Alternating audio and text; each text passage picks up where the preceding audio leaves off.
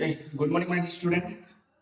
So today will be start for the practice class on behalf of for your JEE Mains examinations and NEET examinations. As the notification already came, so according to that, we'll be prepared. Clear? So directly we'll be go for the little bit concepts as well as the numerical analysis. Correct? So little bit check the concepts is what. First of all will be go for laws of motion Newton's laws of motion NLM इसको बोलते हैं प्यार से सो इसमें एक condition है equilibrium state equilibrium state. My dear student, try to understand equilibrium state means I want to tell you the net force or F net is equal to 0 on a body. कोई एक body के ऊपर जब net force 0 हो जाएगा इसी को क्या बोलते हैं इक्विलिब्रियम स्टेट बोलते हैं means F1 plus F2 plus F3 plus F4 and so on is equal to 0. इसका मीनिंग क्या है आप डायरेक्टली फोर्स को ऐड कर दोगे तो गलत हो जाएगा. ये सब एडिशंस क्या है vector sum of all forces must be equals to 0 then the body is under equilibrium. जब सब फोर्स को ऐड कर देंगे कैसे वेक्टर सम करेंगे जनरल सम नहीं वेक्टर सम करके ऐड कर देंगे तो नेट रिजल्टेंट 0 बन गया तो इसको क्या बोलते हैं बॉडी अंडर इक्विलिब्रियम स्टेट. इसके लिए मैंने आपको बताया था क्लास में ऑफलाइन में और ऑनलाइन में भी बता रहा हूं summation of horizontal forces is equal to 0. इसका मीनिंग जितना राइट हैंड साइड फोर्स काम कर रहा है उतना लेफ्ट हैंड साइड फोर्स हो जाएगा इनका सम कितना हो जाएगा 0 बन जाएगा. क्लियर है. So summation of horizontal equal to 0 means left hand side force must be equal to right hand side force. ऐसे भी लिख सकते हैं force of left hand is equal to force of right hand लिखेंगे. ये एक equilibrium equation मिला मुझे और एक मिलता है कि summation of vertical equal to 0 means upward forces must be equal to downward forces means force up must be equal to force down. ये एक इक्वेशन मिला मुझे और एक इक्वेशन मिलेगा समेशन ऑफ यहां पे लिखते हैं summation of moment equal to 0 anti clockwise must be equal to moment clockwise. ये तीनों इक्वेशन से हम इक्वेट करेंगे इक्विलिब्रियम इक्वेशन को. क्लियर. आज थोड़ा सा कांसेप्ट 2-3 कांसेप्ट को चलेंगे. एक कांसेप्ट क्या है इक्विलिब्रियम स्टेट इससे बढ़ेंगे फिर स्ट्रिंग कांस्टेंट को इसके बाद स्ट्रिंग कांस्टेंट का एप्लीकेशन पे चलेंगे. क्लियर है. ये तीनों कांसेप्ट करेंगे कोशिश करेंगे हाफ एन आवर 45 मिनट्स के अंदर खत्म करने के लिए. क्लियर. 5-10 क्वेश्चन बनाएंगे मिनिमम तो 10 क्वेश्चन बनाएंगे तो पूरा मैराथन रिवीजन करेंगे. इतना ही कांसेप्ट इसके ऊपर है. ये आप मान के चलो लॉज ऑफ मोशन ऐसा एक चैप्टर है जिसमें कोई भी फॉर्मूला नहीं है डायरेक्टली आपका कॉन्सेप्ट न्यूमेरिकल थ्रू में क्लियर होगा. मैं उम्मीद करता हूं बहुत सारे क्वेश्चंस प्रीवियस ईयर क्वेश्चंस बनाएंगे और प्रोबेबल क्वेश्चन भी बनाएंगे और रेगुलरली कुछ क्वेश्चन हम टेलीग्राम में अपलोड करेंगे. वो वाले क्वेश्चन आप कोशिश करो और इसका सॉल्यूशन भी हैंड रिटन में दे दूंगा. वो वाले आप कोशिश करो जहां पे डाउट होगा आप कमेंट बॉक्स में सेंड कर दीजिए कि सर ये वाले क्वेश्चन थोड़ा डिस्कशन कर दीजिए मैं कर दूंगा. ठीक है. तो आज से पूरा का पूरा मैराथन रिवीजन करिए क्वेश्चन बनाइए धीरे धीरे आप मोटिवेटेड रहिए स्ट्रेस मत लीजिए प्रेशर मत लीजिए धीरे धीरे क्वेश्चन बन जाएगा और कॉन्सेप्ट भी बिल्ड हो जाएगा. तो पहला वाला क्वेश्चन को चलते हैं. ठीक है ना. देखो माय स्टूडेंट देखिए क्वेश्चन क्या लिखा है. कोई एक स्फीयर है जो कि एक वर्टिकल वॉल से फास्टेन है कोई एक स्ट्रिंग के साथ. Question is asking what is the find the amount of tension. My student आपका दिमाग में जो बोल रहा हूं वही आप एडॉप्ट कीजिए धीरे धीरे क्वेश्चन कांसेप्ट बिल्ड होता जाएगा. एक्चुअली मैं बोलना चाहता हूं जहां पे आपका इंक्लाइन मेंबर है वहां पे आप माइंड में पहला सेट हो जाना चाहिए क्या कि सर इंक्लाइन मेंबर है तो मुझे कोऑर्डिनेट बनाना है. सर कोऑर्डिनेट बनाने के बाद मुझे इनका कंपोनेंट निकालना है फिर इक्विलिब्रियम का इक्वेशन डालना है, जहां पे जो वाला इक्वेशन जरूरी है।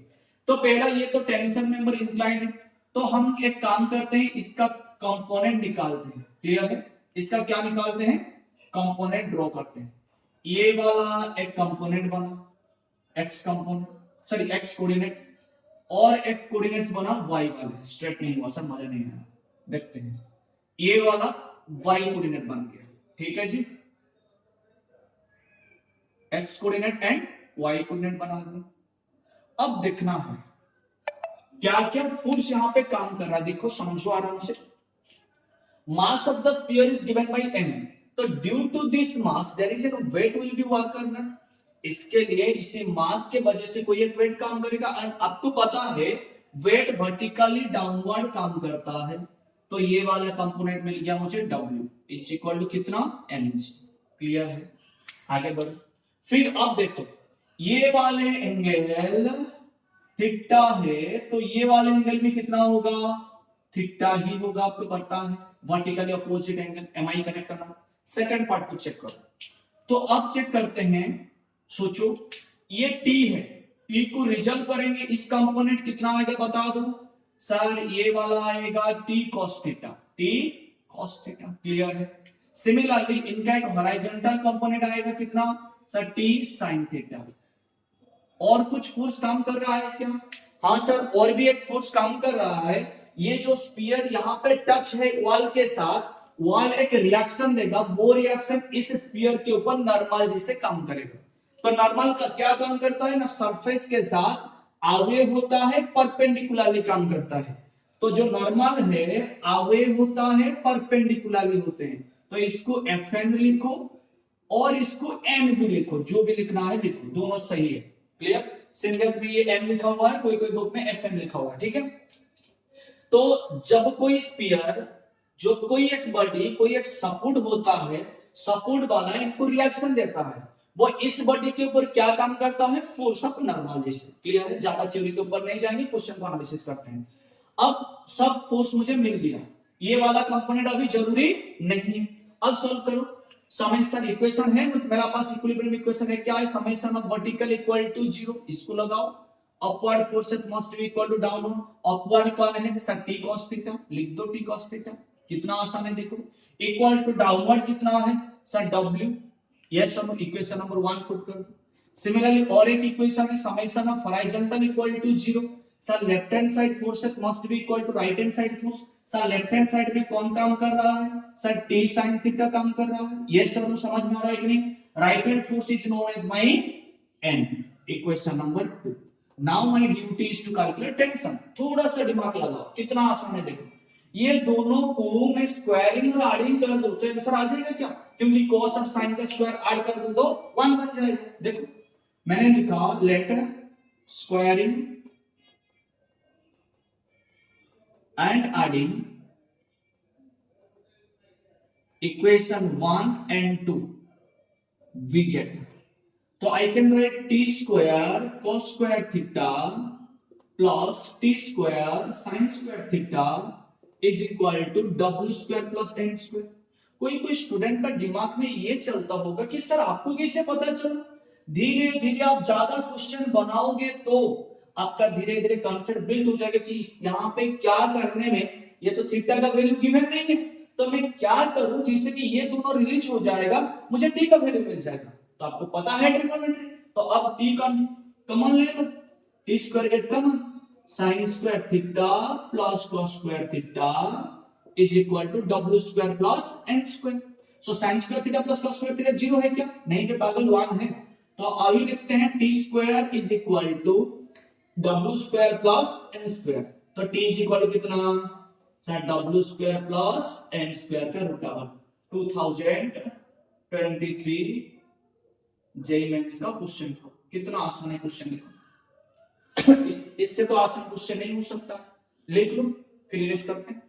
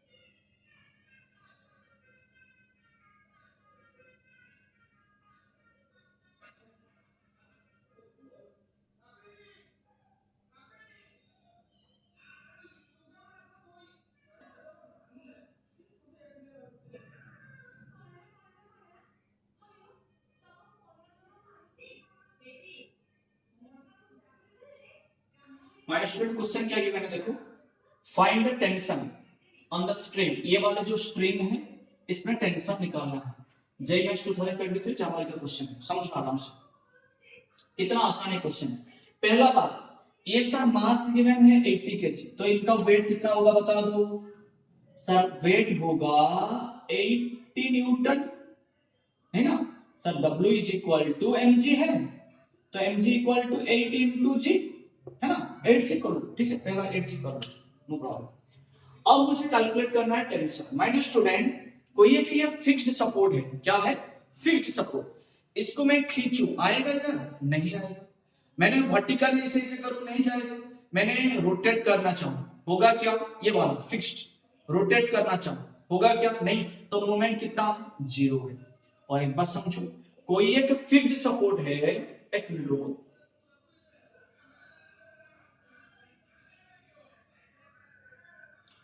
कोई एक फिक्स्ड सपोर्ट है, इसे फिक्स्ड सपोर्ट में आप कोशिश करोगे रोटेट करने के लिए, होगा क्या, नहीं होगा। क्लियर है, तो नेट मूवमेंट क्या है, 0 है। मींस जितना मैंने क्लॉकवाइज दिया उतना एंटी क्लॉकवाइज दे दिया, तो इसके वजह से मूवमेंट क्या बन गया, 0 बन गया। ये वाला देखो, मैंने कोशिश किया, एक बार एक मिनट रुको, मैंने कोशिश किया ऐसे इसको रोटेट करने के लिए, चल रहा है, बट मेरा ये थंब फिगर क्या कर रहा है, ऐसे में जब रोटेट कर रहा हूं, ये थंब फिगर कर रहा है ऐसे, तो रोटेट हो रहा है क्या, नहीं ना। तो clockwise must be equal to anti clockwise, दोनों मिल गया तो रिजल्टेंट 0 बन गया। कोई एक बॉडी के ऊपर रिजल्टेंट मूवमेंट 0 हो, या तो फिर रिजल्टेंट फोर्स 0 हो, या तो फिर एक्सीलरेशन 0 बन गया, तो बॉडी के ऊपर कोई फोर्स काम नहीं करेगा, तो बॉडी इक्विलिब्रियम कंडीशन में आ जाएगा। फर्स्ट पार्ट क्लियर हो गया, आगे बढ़ते हैं। देखो, तो हम लिख सकते हैं क्या, इस सपोर्ट में मूवमेंट एट पी पॉइंट लिखो, मूवमेंट एट पी कितना, 0, तो summation of movement at P equal to कितना, 0। सर जितना क्लॉकवाइज उतना एंटी क्लॉकवाइज काम कर रहा है।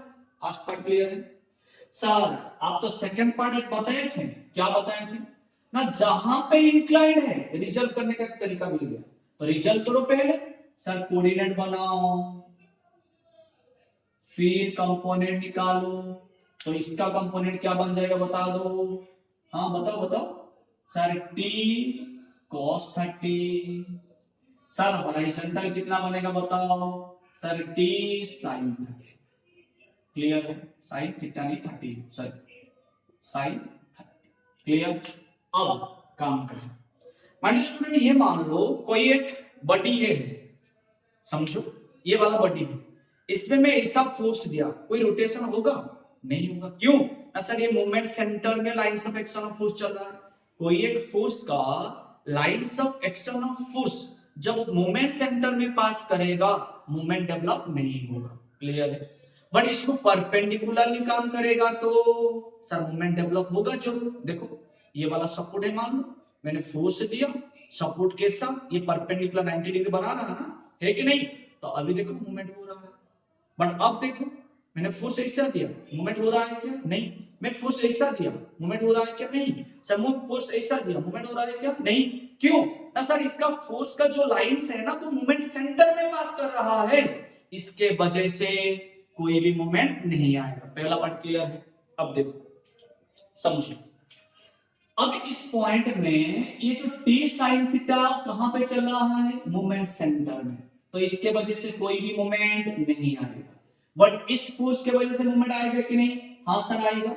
ये सेंटर पॉइंट है, ये 90 डिग्री बना, इसके वजह से एक मूवमेंट आएगा। सर इस वेट के वजह से कुछ मूवमेंट आएगा क्या, हाँ आएगा। क्यों ना, ये वाला डिस्टेंस 90 डिग्री बनाएंगे, यस सर। तब सॉल्व करो, मुझे पता है summation of movement at p is equal to 0, anti clockwise movement must be equal to clockwise movement, anti clockwise movement clockwise movement must be equal to anti clockwise. अब दिखना है कौन सा फोर्स क्लॉकवाइज मूवमेंट दे रहा है, कौन सा force anti clockwise देना है। बहुत आसान तरीका है, आपका थंब फिंगर यहां पे पुट करो, फोर्स का डायरेक्शन में फोर फिंगर को मोशन करा, देखो ये थंब फिंगर पुट किया, फोर्स का डायरेक्शन में फोर फिंगर को रोटेट किया, देखो ऐसा क्लॉकवाइज के एंटी क्लॉकवाइज। वापस समझो, यहां पे सपोर्ट में थंब फिंगर डालो, ये जो फोर्स ऊपर चल रहा है इसका डायरेक्शन में फोर फिंगर को रोटेट करो, put your hand and rotate, कैसे चल रहा है सर, एंटी क्लॉकवाइज, तो एंटी क्लॉकवाइज डायरेक्शन में लिख दो, कितना है sir T cos theta into perpendicular distance कितना सर 40 यूनिट है, मीटर सेंटीमीटर कुछ गिवन नहीं है, डोंट वरी अबाउट दैट। फिर क्लॉकवाइज कुछ आ रहा है क्या, देखते हैं। ये वाले फोर्स कहां पे काम कर रहा है, नीचे काम कर रहा है, put your thumb finger here and downward direction में रोटेट करो, कैसे चल रहा है सर क्लॉकवाइज, बाकी समझो और एक बार, put your thumb finger here, force downward चल रहा है तो put your ring finger and try to rotate, clockwise चल रहा है, तो मैं लिखूं क्या, is equal to clockwise moment कितना सर 8g इनटू डिस्टेंस कितना 80, सॉल्व कर लो, कितना आसान है क्वेश्चन, देखो सर 8 t इनटू cos 30 कितना half into 40 is equal to sir 8 into 10 acceleration due to gravity into sir 80, cancel करो 40 80 को 2 बनेगा, यस और no, so t is equal to वहां पे 2 मल्टीप्लाई करो 8 into 10 into 2, so t is equal to 320 newton. Clear है, clear है, tension मिल गया, कितना आसान क्वेश्चन है, देखो कितना कॉन्फिडेंट आपका बढ़ेगा। अब एक बार ना पीवाईक्यू पूरा का पूरा बना लो, कॉन्फिडेंट धीरे धीरे बन जाएगा। देखो फिर भी एक क्वेश्चन यूजीसी नेट नीट का दे रहा हूं एग्जाम, सॉरी नीट का क्वेश्चन दे रहा हूं 2023 का, कितना आसान क्वेश्चन है, same pattern to same pattern question है, कैसा क्वेश्चन आया था डिस्कशन करते हैं। देखो ये वाला लिख लो पहले,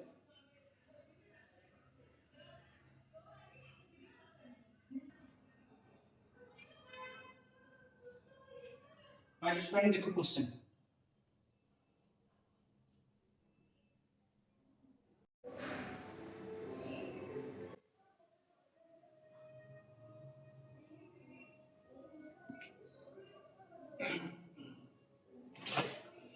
स्टूडेंट देखते हैं, mass of wooden plank m, find the fx and fy, question is asking, okay, fx means my student what, the force is applied by the x support and force is applied by the y support, force by y and force by x, समझो।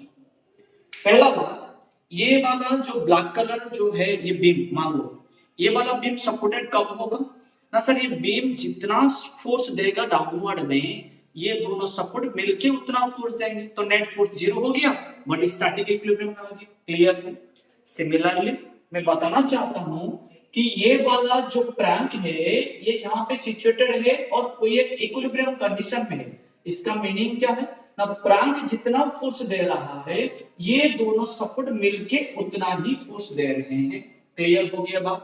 अब चलते हैं, ये जो प्रांक का मास है कितना m, and जो प्रांक है ना यूनिफॉर्म होना चाहिए, क्या है यूनिफॉर्म प्रांक, कोई एक यूनिफॉर्म बॉडी है, इनका वेट कहां पे कंसंट्रेट होगा सर, सेंटर ऑफ मास में, सिमिलर कांसेप्ट में इसी का इस प्रांक का जो वेट है, इस प्रांक का जो वेट है, that weight is working to the downward direction, w is equal to कितना 30g, so w is equal to how much 300 newton, so प्रांक is applying 300 newton downward, means fx plus fy मिलके भी कितना दे रहे हैं 300, तो एक equation बनता है summation of horizontal equal to 0 means sorry summation of vertical equal to 0, upward forces must be equal to downward forces, समझते हैं। upward क्या क्या है sir, fx plus fy is equal to downward कितना है सर 300 न्यूटन, इक्वेशन नंबर 1 मान के चलो। माइंड स्टूडेंट मैंने बताया था कोई एक सपोर्ट में मूवमेंट कितना 0 है, तो अब कैलकुलेट करते हैं movement at x equal to 0 मान लेते हैं, इसका मीनिंग क्या है, तो movement at support x is equal to 0 means moment anti-clockwise is equal to moment clockwise, समझ में आ रहा है कि नहीं, anti-clockwise movement must be equal to clockwise movement। एक मिनट में स्टूडेंट रुको,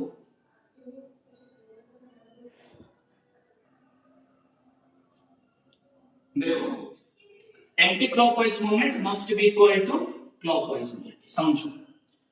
अब देखते हैं Fy अननोन है, Fx भी अननोन है, मुझे मोमेंट लेना है कहां x पॉइंट में, तो x पॉइंट के साथ lines of action of force centre of moment में पास करेगा तो मोमेंट कितना बन जाएगा 0 बनेगा। क्लियर है कि नहीं, फिर वापस समझो, ये वाला बॉडी है, ये वाले बॉडी है सपोर्ट, ये वाला बॉडी ये सपोर्ट है। फोर्स ऐसा लगेगा तो मोमेंट जीरो है, फोर्स यहाँ पे लगेगा तो मोमेंट जीरो है, फोर्स यहाँ पे लगेगा भी तो मोमेंट जीरो है, बट यहाँ पे लगेगा तो मोमेंट बनेगा। यस और नो? क्लियर है? तो clockwise moment must be equal to anti clockwise होगा तो नेट मोमेंट यहाँ पे कितना जीरो बन जाएगा। क्लियर है कि नहीं? आगे बढ़ो। देखो तो इस सपोर्ट में ये वाला force lines of action of force passing through the moment centre, तो इसके वजह से कोई मूवमेंट नहीं आएगा, बट इसके वजह से मूवमेंट आएगा क्योंकि 90 डिग्री बना रहा है, इसके वजह से मूवमेंट आएगा 90 डिग्री बना रहा है। क्लियर है? तो put your hand over here and drag it downward direction. कैसे चल रहा है? क्लॉकवाइज। क्लियर है? तो ये वाला दूरी कितना होगा माय स्टूडेंट बता दो सर। सेंटर ऑफ मास में वेट कंसंट्रेट होगा, यूनिफॉर्म बॉडी है तो हाफ ऑफ द बॉडी में इनका वेट कंसंट्रेट हो जाएगा, ये हाफ मिलके ये वाला वेट नीचे आएगा। क्लियर है? इस बॉडी में सेंटर ऑफ मास में ही वेट कंसंट्रेट होगा ना? यस और no? Centre of mass uniform body है तो सेंटर ऑफ मास में वेट कंसंट्रेट होगा, तो इसका सेंटर ऑफ मास कितना बन गया? Half of the span. तो ये वाला दूरी l/2 है, तो ये वाला दूरी भी l/2 है। क्लियर है? तो माय स्टूडेंट ये वाली दूरी कितना होगा बता दो सर। ये वाली दूरी l माइनस l/4 है तो 3l/4 बन जाएगा। क्लियर है?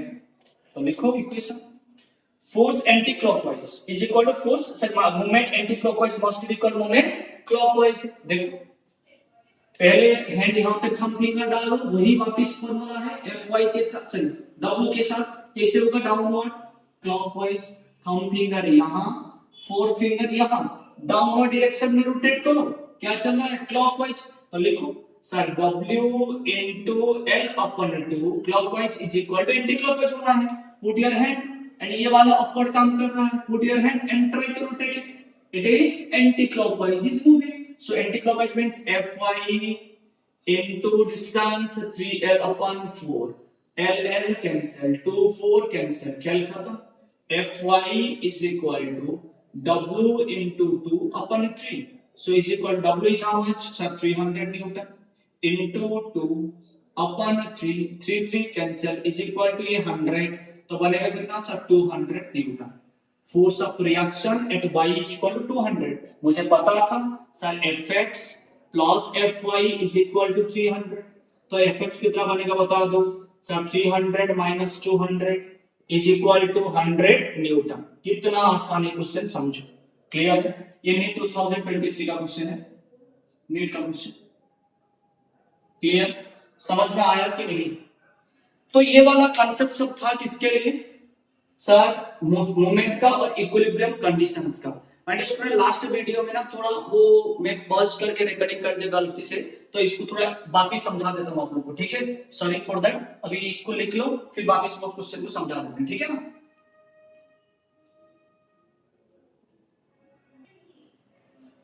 ओके समझो ये वाला क्वेश्चन को। ये वाला थोड़ा सा गलती में वो वाले जो हम छोड़ दिए थे वो पॉज करके रिकॉर्डिंग कर रहे थे। ठीक है ना? Sorry for that. अभी देखो समझो, ये 37 है 53 है। क्वेश्चन पूछा normal at A normal at B कितना है। देख पहला बात सर, इसका नॉर्मल कहां काम करेगा? सेंटर के ओर चलेगा, फिर ये वाला परपेंडिकुलर होगा सरफेस के साथ, है ना? तो ये क्या बना? एंड ए बन गया। मान लेते हैं ये ए पॉइंट है, ए पॉइंट है। ये वाले फोर्स ऑफ नॉर्मल कैसे चला? ये बी पॉइंट है। ठीक है? ये वाला एंगल कितना? 90 डिग्री बना। ये वाला भी एंगल कितना? 90 डिग्री बना। माइनस स्टूडेंट इंक्लाइंड का बात आया, मींस ऑटोमेटिक माइंड में ये सेट होना चाहिए क्या ना सर? ऑटोमेटिक कोऑर्डिनेट बनाइए पहले, सिमिलरली सर यहां का भी कोऑर्डिनेट बनाइए। क्लियर है फर्स्ट पार्ट? श्योर है? मैं ये बोलना चाहता हूं आप लोग को कि कोई एक इंक्लाइंड लाइन है, इसमें मैंने इंफिनिटी लाइन खींचा, ये थीटा होगा तो ये भी थीटा होगा क्या? बता दो। 10th वाले हैं, 8th क्लास वाले हैं। थीटा है तो ये भी थीटा, ये भी थीटा होगा कि नहीं? बता दो। कितना आराम से क्वेश्चन बन रहा है। देखो तो ये भी 37 है, तो ये वाला एंगल कितना बनाएगा बता दो? 37 डिग्री। बोलो यस और नो। तो सर ये 37 है तो ये वाला एंगल भी कितना? 37 होगा। समझ में आ रहा है कि नहीं? है ना? अपोजिट एंगल दोनों। अब समझो, माय डियर स्टूडेंट ये देखो, हाँ ठीक तो है, ये वाले लाइन एंड ये वाले फोर्स, ये दोनों क्या परपेंडिकुलर है? हाँ सर, नॉर्मल का तो डेफिनेशन वही बोल रहा है, ये जो सरफेस के साथ नॉर्मल फोर्स 90 डिग्री बनाता है, तो ये एंगल 37 गया, तो ये कितना बना 53। वापिस समझो, ये 53 है, तो ये वाला एंगल कितना बनेगा बता दो सर, वही 53 होगा। तो ये 53 है, तो ये वाला एंगल सर वही 53 होगा। क्लियर है? अब समझो, ये वाले नॉर्मल एंड ये वाले कॉन्टैक्ट सरफेस कितना डिग्री है सर, 90 डिग्री है, तो ये 53 है, तो ये वाले एंगल सर 37 ही होगा। क्लियर है? पहला पॉइंट क्लियर है।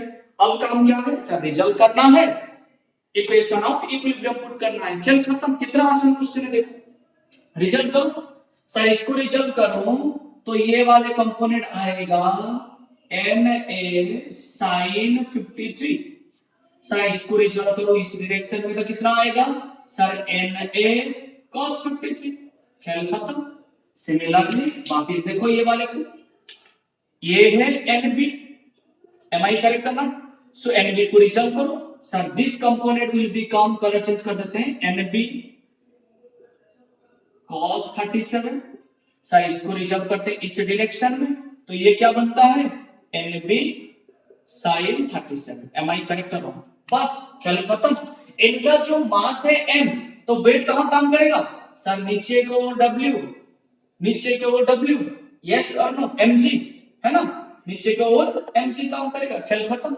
इक्वेट करो, देखो इरेज कर दीजिए इसको थोड़ा।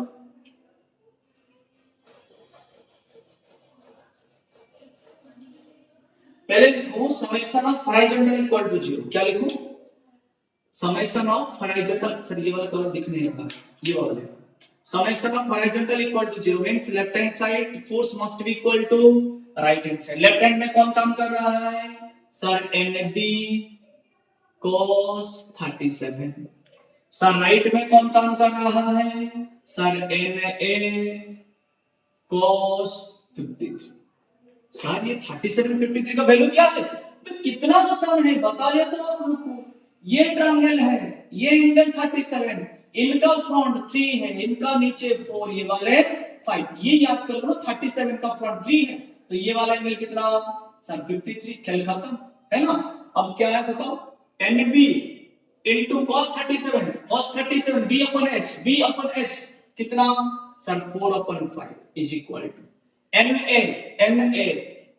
into cos 53 b upon h।